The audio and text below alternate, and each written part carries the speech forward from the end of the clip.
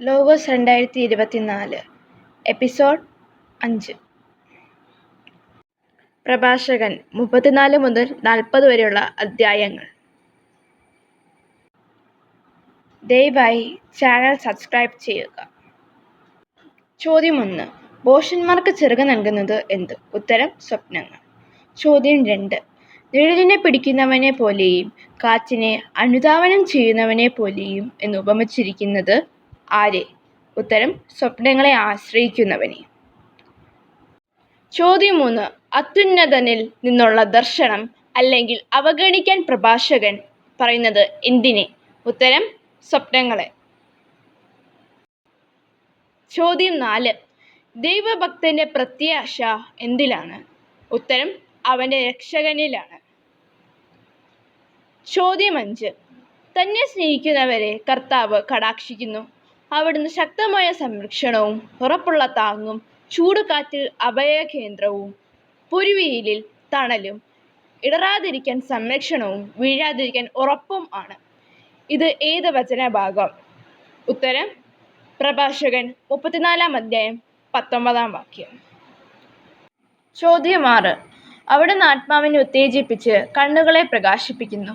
അവിടുന്ന് സൗഖ്യവും ജീവനും അനുഗ്രഹവും പ്രദാനം ചെയ്യുന്നു. ഇത് ഏത് വചനഭാഗം? ഉത്തരം: പ്രഭാഷകൻ 34 അധ്യായം 20 വാക്യം. ചോദ്യം 7. കൽപ്പനകൾ അനുസരിക്കുന്നവർ എന്തിനു തുല്യരാണ് എന്നാണ് പ്രഭാഷകൻ 35 അധ്യായത്തിൽ പറയുന്നത്? ഉത്തരം: സമാധാന ബലിക്ക്. ചോദ്യം 8. കരുണയ്ക്ക് പകരം കരുണ കാണിക്കുന്നവർ എന്തിനു തുല്യരാണ് എന്നാണ് പ്രഭാഷകൻ 35 അധ്യായത്തിൽ പറയുന്നത്? ഉത്തരം: ധാന്യബലിക്ക്. ചോദ്യം 9. കർത്താവ് പ്രതിഫലം നൽകുന്നവനാണ്. അവിടുന്ന് എത്ര ഇരട്ടിയായി തിരികെ തരും? ഉത്തരം: 7 ഇരട്ടിയായി. ചോദ്യം 10. കർത്താവിന് പ്രീതികരമായി ശുശ്രൂഷ ചെയ്യുന്നവൻ സ്വീകാര്യനാണ്. അവന്റെ പ്രാർത്ഥന എവിടെ വരെ എത്തുന്നു? ഉത്തരം: മേഘങ്ങളോളം. ചോദ്യം 11. ആരുടെ പ്രാർത്ഥനയാണ് മേഘങ്ങൾ തുളച്ചു കയറുന്നത്?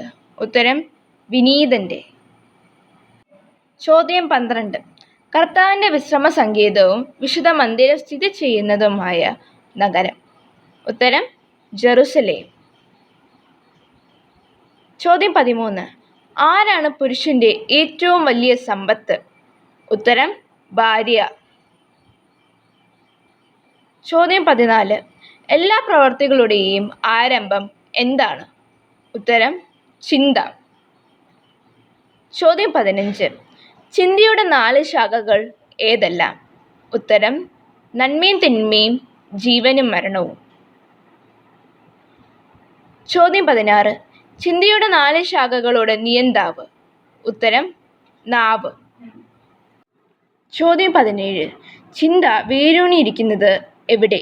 ഉത്തരം: ഹൃദയത്തിൽ. ചോദ്യം 18.